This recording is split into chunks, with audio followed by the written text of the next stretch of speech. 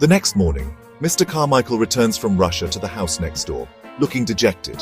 Mr. Carrisford anticipates.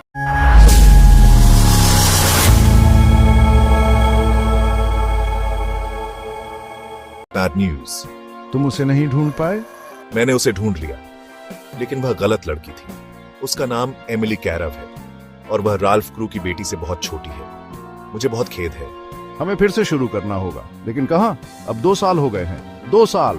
ठीक है, वह पेरिस के किसी स्कूल में नहीं है, हम ये जानते हैं। चलो अब इंग्लैंड के स्कूलों को देखते हैं। हाँ, हम लंदन से शुरू कर सकते हैं। बगल में एक स्कूल है, Carmichael.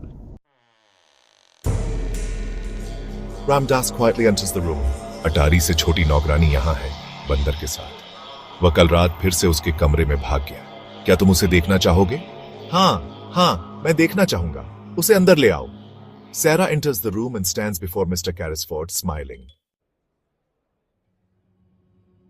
Sarah enters the room and stands before Mr. Carrisford, smiling. आपका बंदर कल रात मेरे कमरे में आया था और मैं उसे अंदर ले गई क्योंकि वहां बहुत ठंड थी। यह आपकी दयालुता थी।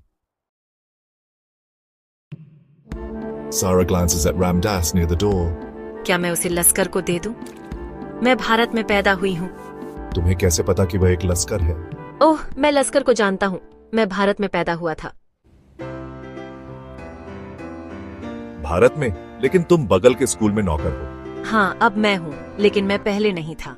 तुम्हारा पहले से क्या मतलब है, बच्ची? जब पिताजी मुझे पहली बार स्कूल ले गए थे। तुम्हारे पिता कहाँ हैं? वे मर गए। उसका दोस्त उसके सारे पैसे लेकर भाग गया और मेरे पास पैसे नहीं थे। मेरी देखभाल करने वाला कोई नहीं था, इसलिए मिस मिंचिन ने मुझे अटारी में बिठाया और कहा कि मुझे अपनी रोटी के लिए काम करना होगा। क्या तुम्हारे पिता का नाम क्या था? मुझे बताओ। Ralph crew. 2 साल पहले बुखार से भारत में उनकी मृत्यु हो गई। कारमाइकल, ये बच्चा है, बच्चा। उसने शांति से बात की और उसे सब कुछ बताया। उसके पिता के दोस्त और हीरे की खदानों के बारे में सच्ची कहानी और राल्फ क्रू की बेटी की तलाश के 2 साल। और मैं पूरे समय बगल के घर में था और हर समय मैं अगले दरवाजे पर घर में थी। हाँ, और तुम वहां कभी वापस नहीं जा रही हो। तुम्हारा घर अब मेरे पास है। मैं राल्फ की छोटी मिसेस की देखभाल करने जा रहा हूँ। और तुम दोस्त भी थे। मेरे अटारी में वे सभी खूबसूरत चीजें तुमसे आई थीं। तुम और रामदास, बेकी, और मुझे लगा कि यह जादू है। हमें तुम्हारे लिए खेद है। रामदास बहुत चुपचाप चल सकते हैं और जब तुम बाहर थे तो उन्होंने छत पर सामान ले जाया। मैं राल्फ की बेटी को नहीं ढूंढ पाया, लेकिन मैं किसी की मदद करना चाहता था और फिर रामदास ने मुझे अगले दरवाजे पर अटारी में इस उदास अकेली छोटी नौकरानी के बारे में बताया। और इस तरह कहानी सभी के लिए खुशी से समाप्त हुई, लेकिन मिस मिंचिन के लिए नहीं।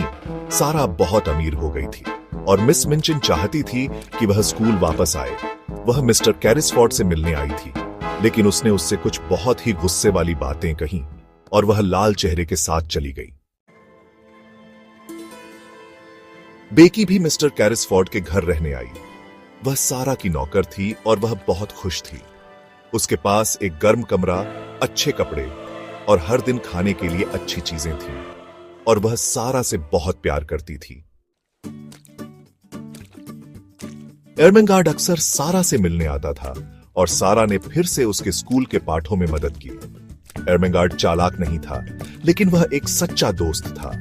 भारतीय सज्जन के घर में उस पहले दिन सारा ने उसे एक पत्र लिखा और एर्मेंगार्ड ने पत्र को स्कूल के कमरे में ले गया।